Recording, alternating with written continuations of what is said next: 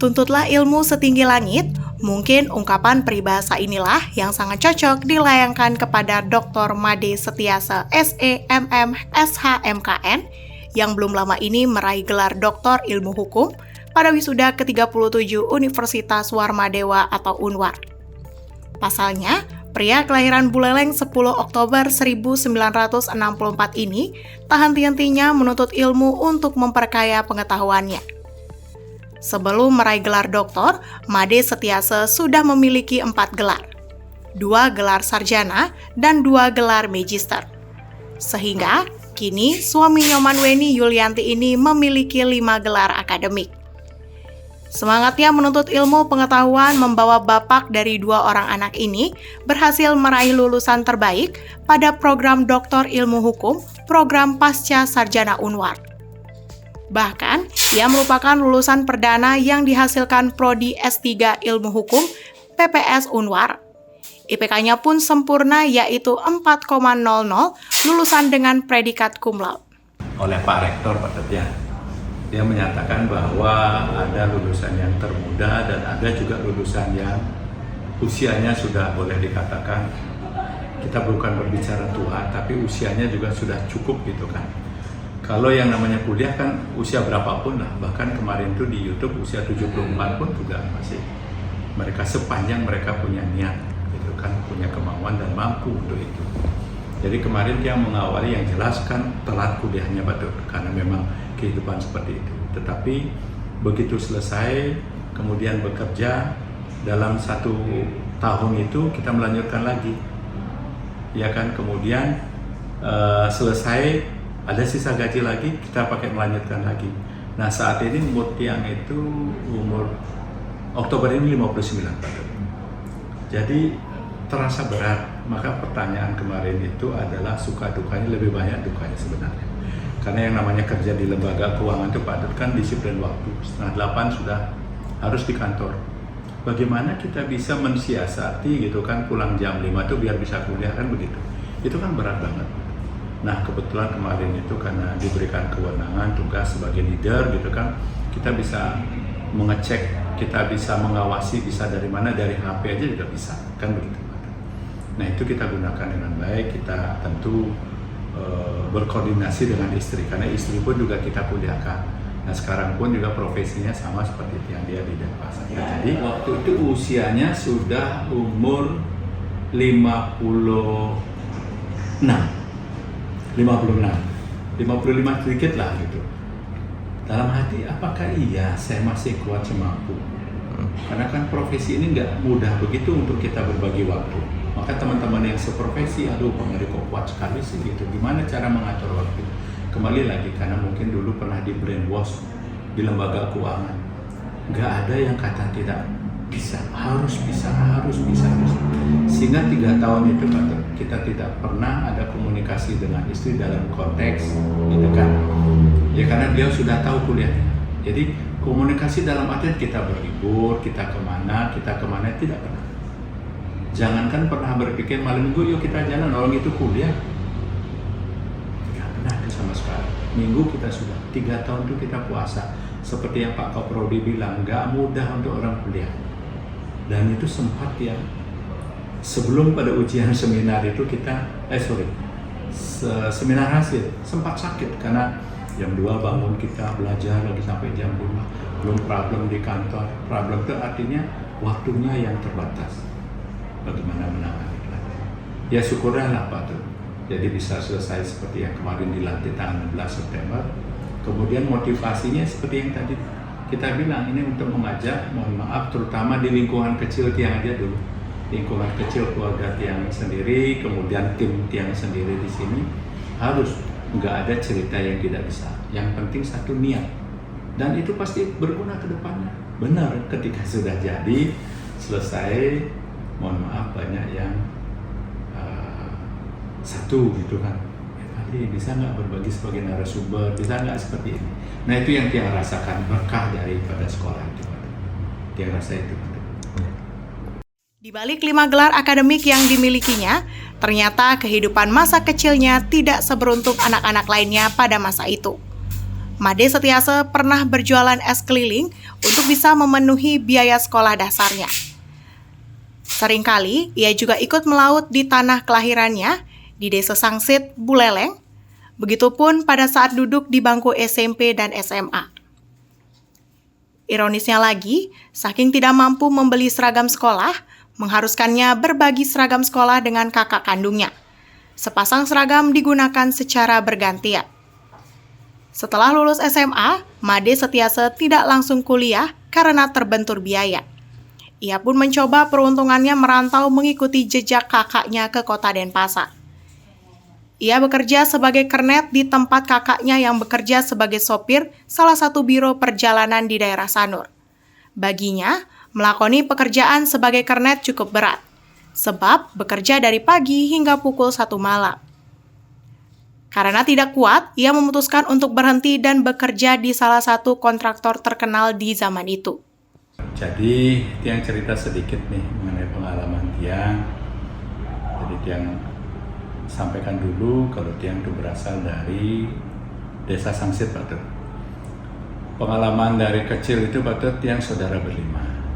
Almarhum orang tua Tiang itu guru SD. Kemudian ibu pun juga guru TK. Tapi dua-duanya sudah almarhum, sekarang sampun jadi newate. Nah, mengawali dari SD itu Tiang mohon maaf kehidupan sangat-sangat belum beruntung dibanding dengan teman-teman usia Tiang itu. Jadi sempat menjadi penjual es waktu SD, sempat menjadi ikut nelayan lah. Sekecil itu hanya ikut nyaring aja. Kemudian SMP pun juga begitu, karena bapak mengajar di tempat desa yang sangat jauh dari asal Tiang. Kita tidak menyalahkan orang tua karena memang itu ditunjuk oleh pemerintah waktu itu mengajar di situ sehingga waktu terbatas untuk pulang ke desa. Sementara saudara berlima, Pak Tut. Akhirnya perjalanan SMP selesai, di SMA pun juga begitu Pak Tut. SMA sekolah 4 kilo dari rumah Sangsit, sekolah SMBP waktu itu namanya, di Penarungan. Jadi jangankan berbicara sepeda motor, sepeda aja tidak punya. Kemudian kalau berbicara pakaian itu sama kakak kandung sendiri, berbagi. Tiang datang jemur, kakak yang pakai sepatu pun juga. Zaman itu mungkin semuanya hampir kehidupan seperti itu, tapi ada yang lebih beruntung lah gitu. Nah, sehingga selesailah SMA, kemudian merantau di sini di Denpasar mengikuti kakak. Jadi kakak kos, ya kita ikut kos. Nah, kakak waktu itu bekerja di salah satu biro perjalanan umum, lokasinya di sana, tetapi dia sebagai sopir, dia sebagai kernet itu untuk mengantar legit-legitnya tamu-tamu Jepang. Itu sampai jam 11 malam, jam 1 malam baru pulang. Kemudian, wah kalau terus seperti ini berat gitu. Akhirnya dia bekerja di salah satu kontraktor yang sangat terkenal waktu itu. Nah, jadi ketika kita sudah memiliki tabungan dalam 1 tahun berikutnya itu, kemudian ada bukaan Universitas Korpri Warmadewa namanya itu. Nah, ikutlah dari sekian ribu, salah satunya yang lulus Tiang. Jadi Tiang menghadap ke rektor. Mohon maaf Pak Rektor, saya anak Korpri gitu kan, karena Bapak. Boleh nggak saya dengan uang 90.000 diizinkan untuk bisa kuliah? Waktu itu bayar 270.000. Beliau mengeluarkan KTBLC. Saudara Ketua Panitia, tolong terima anak Made Setiase ini, ayahnya begini, dengan uang 90.000. Nah, akhirnya bisalah keterima di ekonomi tahun 84-85, karena kita sempat nganggur. Waktu itu nggak ada biaya untuk kuliah, termasuk semuanya. Apa yang terjadi ketika kita kuliah, ada studi pembangunan, ada manajemen, ada akuntansi. Dari 3 kelas itu, Tiang dipercaya oleh teman-teman waktu itu menjadi pengurus, ya, ketua senat. Nah, akhirnya karena kita fokus bekerja, sore lagi kuliah, fokus bekerja sambil membantu adik-adik yang waktu itu semua kita tarik untuk sekolah di Denpasar dan kuliah.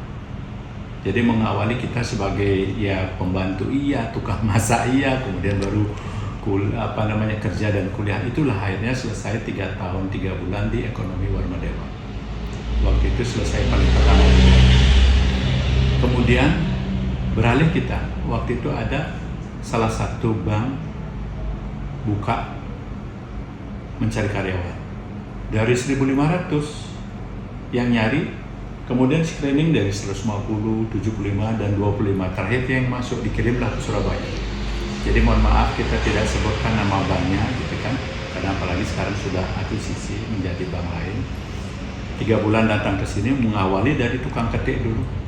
Jadi kemudian account officer, kemudian kabag marketing, kabag kredit, wakil pimpinan, jadi pimpinan yang membawahi wilayah Bali waktu itu.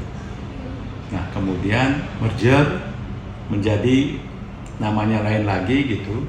Kita juga megang seperti itu waktu itu sampai wilayah Surabaya juga beberapa bagian di timurnya. Nah, dari selesai ekonomi itu kita ada sisa gaji, betul. Pakailah itu untuk ambil hukum dulu di Warmadewa. Ini yang terkait dengan Universitas Warmadewa aja dulu. Kemudian karena memang karirnya waktu itu waktunya juga sangat terbatas, akhirnya kita di semester 4 kita berhenti. Nah setelah itu proses itu akhirnya apa yang terjadi ini kita mau linear nih Pak, dari ekonomi ngambillah magister manajemen untuk biar dapat karir, kuliah magister manajemen, salah satu representatif dari Jakarta. Dan itu beberapa dosen ekonomi kita di Warmadewa juga ngajar di situ. Akhirnya begitu selesai, lanjutin yang hukumnya di tetangga. Nah kemudian begitu selesai baru berlanjut, ya kan, jeda dulu, begitu berlanjut mengambil terus S3-nya. Nah kemudian S3 MKN tadi kan kita udah cerita ya, di S3 kita tidak sengaja cerita ketemu yang dulu sebelum rektor sekarang itu menawarin gitu, Pak Made, nggak ada rencana kuliah nih, kita lagi buka program S3. Wah waktu itu COVID Pak tuh. Ya. Terus kita berpikir klien nggak ada, bagaimana untuk karyawan aja juga kita sulit untuk biayain gitu. Nah akhirnya apa yang terjadi, 1 bulan sebelumnya, 1 bulan setelah itu ditelepon lagi sama kaprodinya, Pak Made nggak ada berkeinginan untuk kuliah. Kemudian kita ambil itu Pak. Nah karena waktu itu COVID gitu Pak, kita karena pernah dulu bekerja di lembaga keuangan itu kan, konsistensi, komitmen semuanya itu di brainwash, diajarin di situ disiplin. Disitulah Pak. Setelah kemarin itu selesai MKN antara yang universitas di sini dengan universitas di luar, itu juga kebetulan selesai yang nomor 1. Nah kemarin itu di S3 kembali lagi yang seperti tadi, ya kita ikutin lah regulasi, prosedur semuanya. Akhirnya bisa selesai yang seperti diumumkan kemarin itu 2 tahun 9 bulan. Nah jadi motivasi kenapa Tiang, seperti pertanyaan Pak Tur, terus kuliah untuk apa sih sebenarnya, sementara sudah ada profesi seperti sekarang kan gitu Pak Tur ya.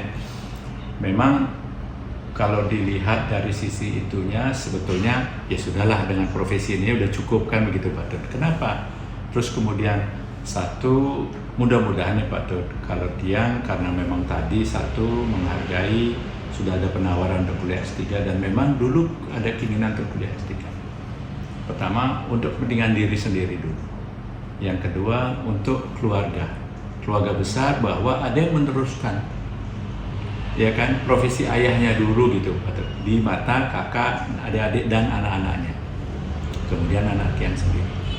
Nah, akhirnya dengan begini kakak dan keluarga besar dan adik-adik juga merasa bangga lah, ada yang meneruskan cita-cita ayah almarhum dulu.